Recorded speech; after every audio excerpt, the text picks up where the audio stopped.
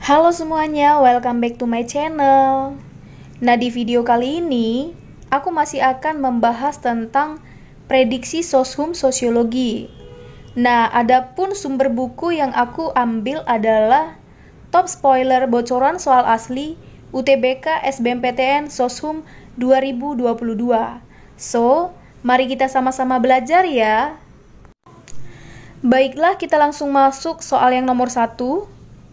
Berikut, interaksi sosial disosiatif konflik adalah. Nah, sebelumnya kita harus tahu dulu bahwa ada dua bentuk interaksi sosial. Yang pertama asosiatif dan yang kedua disosiatif. Yang pertama adalah asosiatif. Asosiatif artinya interaksi sosial yang bersifat positif dan selalu mengarah kepada persatuan ataupun kerjasama. Sedangkan yang disosiatif artinya interaksi sosial yang bersifat negatif dan selalu mengarah kepada pertentangan ataupun konflik. Nah, di dalam soal nomor 1 tadi yang ditanya adalah disosiatif konflik. Nah, perlu kita ketahui bahwa ada 3 bentuk-bentuk disosiatif. Yang pertama adalah kontravensi. Nah, kontravensi artinya perasaan tidak suka yang disembunyikan. Nah, yang kedua adalah kompetisi. Kompetisi artinya saling bersaing untuk memperebutkan sesuatu. Dan yang ketiga adalah konflik. Nah, yang namanya konflik adalah pertentangan ataupun pertikaian yang di dalamnya disertai dengan ancaman dan juga kekerasan. Nah, kita kembali ke soal yang nomor 1. Berikut interaksi sosial disosiatif konflik adalah A. Ketika ada rapat, Pak Burhan hanya mendengarkan. Nah, ini salah ya, karena ini bukan bentuk disosiatif, melainkan asosiatif. Yang B, musyawarah yang dilakukan tadi malam sudah disetujui warga. Nah, ini juga salah karena ini bukan bentuk disosiatif, melainkan bentuk asosiatif. Yang C, Aldi dan Yoga balapan lari menuju ruang kelas. Nah, ini termasuk disosiatif, hanya saja bentuk disosiatifnya adalah berupa kompetisi, bukan berupa konflik. Berarti untuk pilihan C juga salah ya. Selanjutnya D, Pak Tahar adalah warga baru di komplek perumahan elit. Nah, ini juga salah karena ini bukan bentuk disosiatif, melainkan bentuk asosiatif. Yang E, obrolan tukang sayur tadi pagi membuat Bu Dewi bersitegang dengan Bu Rima. Nah, ini adalah jawaban yang benar ya, karena ini termasuk contoh dari disosiatif konflik, di mana Bu Dewi katanya bersitegang dengan Bu Rima. Jadi, jawaban yang paling tepat untuk soal nomor 1 adalah E. Sekarang kita masuk soal yang kedua. Anton yang masih mahasiswa dipilih oleh warga sekitar sebagai calon kepala desa karena kepiawaiannya bersosialisasi dan memberikan kontribusi yang banyak untuk desa tersebut. Walaupun Anton masih sebagai mahasiswa, warga sudah percaya kepadanya. Anton telah masuk dalam tahap sosialisasi yaitu generalize other karena. Nah, soal ini berbicara tentang tahapan sosialisasi. Sebelumnya, kita harus tahu dulu bahwa ada 4 tahapan sosialisasi. Yang pertama adalah preparatory stage ataupun tahap persiapan. Nah, tahapan ini adalah tahap yang pertama sekali dilakukan oleh individu, dimulai ketika individu tersebut lahir. Selain itu, dalam tahapan ini, seorang anak belajar mengenali diri dan lingkungan sekitarnya. Nah, yang kedua adalah play stage ataupun tahap meniru. Nah, tahapan ini dikenal sebagai tahap bermain. Selain itu, dalam tahapan ini, seorang anak akan mengetahui nama diri, siapa orang tua, dan saudaranya. Dalam tahapan ini dikatakan juga bahwa seorang anak akan meniru peran dan tingkah laku orang di sekitarnya. Nah, yang ketiga adalah game stage ataupun tahap siap bertindak. Nah, tahapan ini dikenal sebagai tahap di mana seorang individu sudah mulai menginjak masa remaja.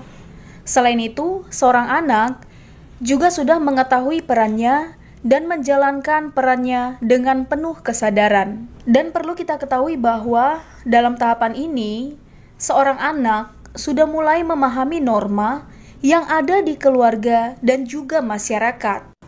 Selanjutnya, tahapan yang terakhir adalah generalize other ataupun tahap penerimaan norma kolektif. Nah, tahapan ini dikenal sebagai tahap di mana seorang anak sudah dianggap dewasa. Selain itu, dalam tahapan ini, seorang anak sudah mampu berinteraksi, bersosialisasi, dan beradaptasi dengan masyarakat. Dan perlu kita ketahui bahwa dalam tahapan ini, seorang anak sudah memiliki status ataupun kedudukan di masyarakat. Dan juga seorang anak sudah mampu menerapkan nilai dan norma dengan sepenuhnya. Nah, kita kembali ke pertanyaan nomor 2 tadi. Katanya adalah, Anton telah masuk dalam tahap sosialisasi, yaitu generalize other karena A. Warga masyarakat tidak ada yang mampu menjadi kepala desa. B. Menjadi kepala desa dianggap sebagai profesi yang menyeramkan.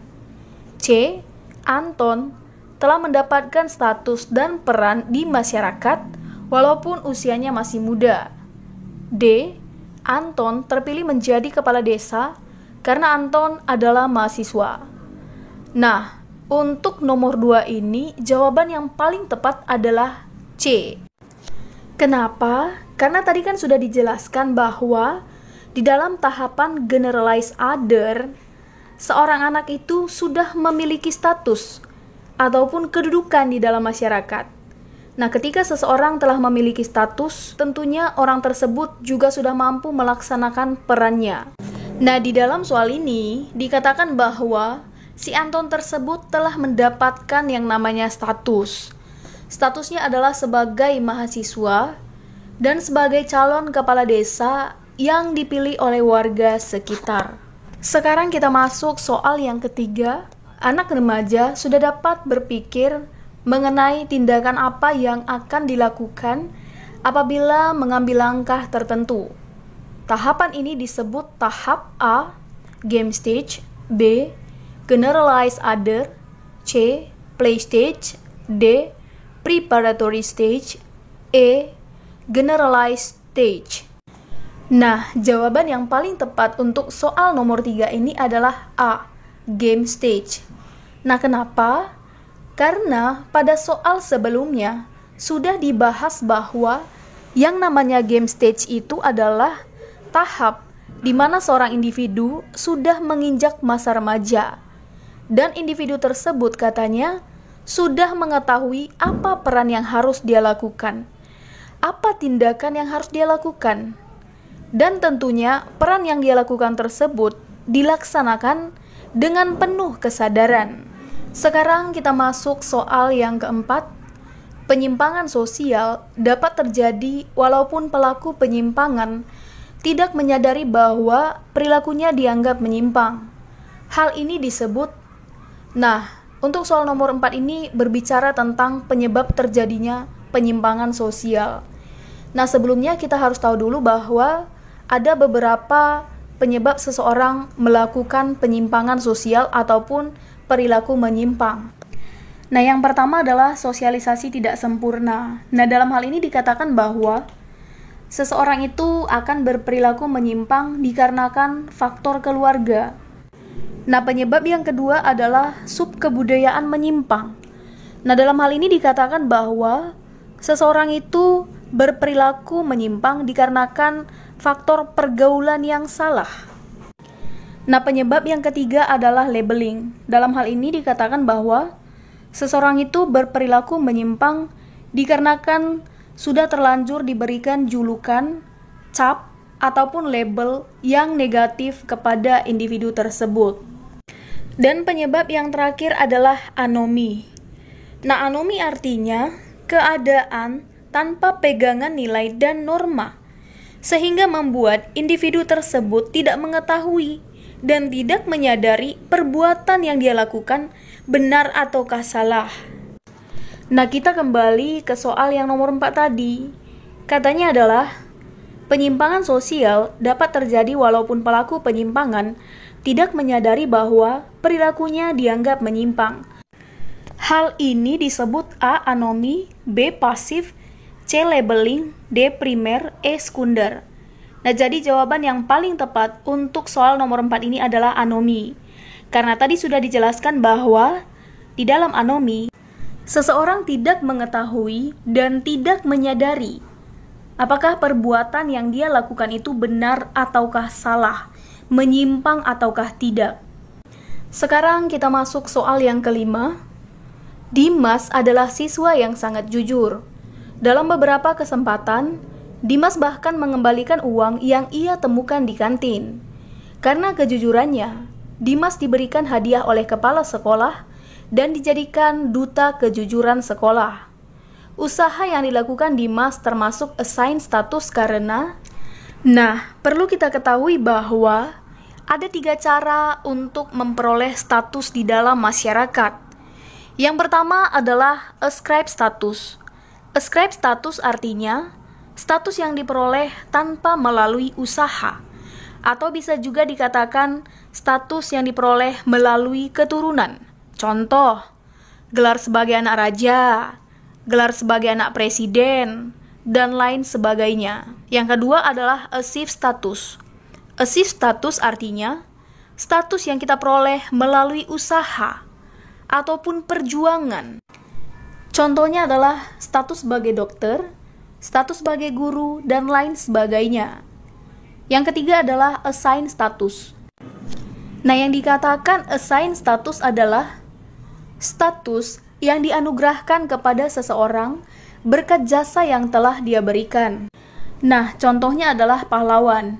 Selain itu, assign status dikatakan juga sebagai status yang diberikan kepada seseorang atas kepercayaan masyarakat sekitar terhadap dirinya.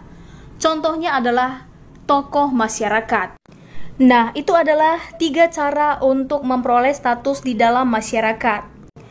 Nah, kita kembali ke soal yang nomor 5 tadi. Yang ditanya adalah, usaha yang dilakukan Dimas termasuk assign status karena A. Dimas tidak menginginkan hadiah dan statusnya tersebut. Nah, ini salah ya. Yang B, status yang didapatkan Dimas berasal dari pemberian. Nah, ini benar ya, namun kita kunci dulu. Yang C, status Dimas diraih dengan usaha. Nah, ini salah karena kalau status yang diperoleh melalui usaha itu disebut dengan achieve status. Yang D, status yang diperoleh Dimas didapatkan secara otomatis. Nah, ini juga salah ya, karena ini termasuk ascribe status. Yang E, status yang diperoleh Dimas bukan keinginannya. Nah, ini salah ya. Jadi jawaban yang paling tepat untuk soal nomor 5 ini adalah B.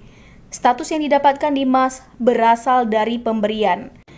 Karena tadi sudah dijelaskan bahwa yang namanya assign status itu merupakan status yang diberikan kepada seseorang atas kepercayaan masyarakat sekitar terhadap dirinya. Dan dalam soal ini dikatakan bahwa Dimas tersebut memperoleh assign status karena kepala sekolah percaya bahwa Dimas adalah siswa yang sangat jujur. Baiklah semuanya, cukup sekian video dari saya. Semoga videonya bermanfaat dan jangan lupa nantikan video yang selanjutnya ya. Terima kasih.